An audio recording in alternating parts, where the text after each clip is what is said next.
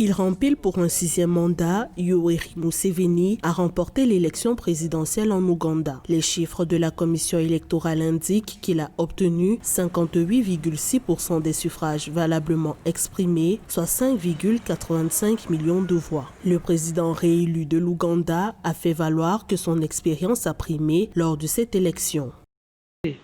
Et on avait quasiment un autoplébiscite du président Yoweri Museveni.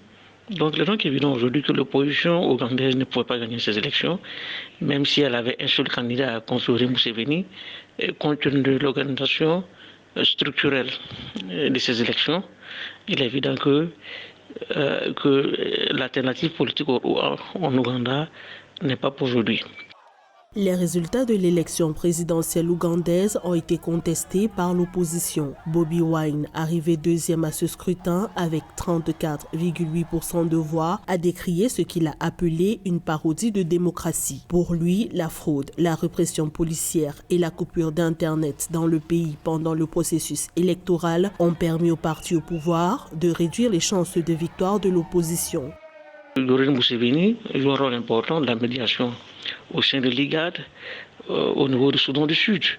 Mais on ne peut pas comprendre que des violations flagrantes des droits de l'homme contre les opposants puissent passer inaperçues aux yeux de la communauté internationale, notamment de l'Union africaine.